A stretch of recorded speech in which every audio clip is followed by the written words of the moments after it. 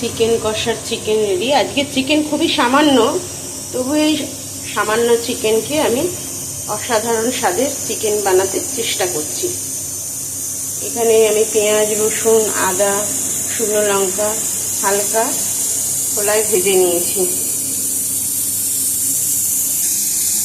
এখানে দেখো বন্ধুরা, ফোড়নে দিয়ে দিয়েছি গোটা গরম মশলা, তেজপাতা। মশলাটাকে আমি এরকম হালকা করে ব্লেন্ড করে নিয়েছি মিক্সির জারে।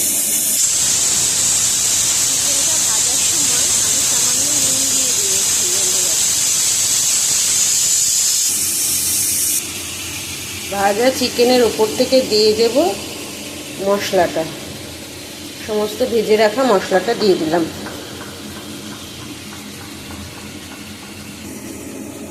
আমি এই মিক্সির জারে একটা ছোট মাঝারি সাইজের টমেটো আর দুটো কাঁচা লঙ্কা ব্লেন্ড করে নিয়েছি।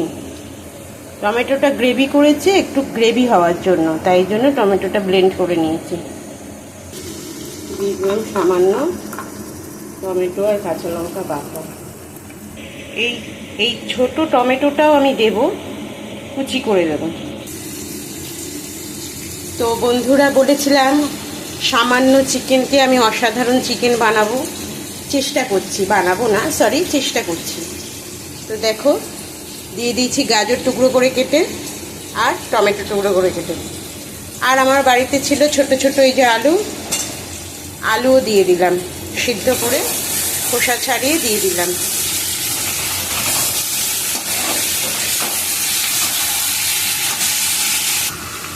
বাড়িতে গেস্ট আসলে সামান্য চিকেন থাকলে এইভাবে পরিবেশন করবেন রান্না করে, খুবই ভালো লাগবে খেতে। পুরো রেসিপিটা দেখছি। ফ্রিজের কোণে পড়েছিল এক টুকরো ক্যাপসিকাম, সেটাও দিয়ে দিলাম। চিকেনে ক্যাপসিকাম ভালোই লাগে।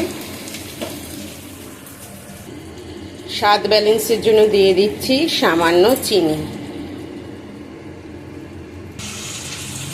আমার চিকেন কষা প্রায় রেডি।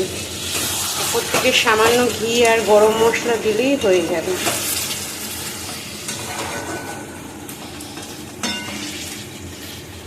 টাটা বন্ধুরা, আমার নববর্ষের স্পেশাল মেনু চিকেন কষা আর ফ্রাইড রাইস। তোমরা কে কী বানিয়েছো অবশ্যই কমেন্ট করে জানিও।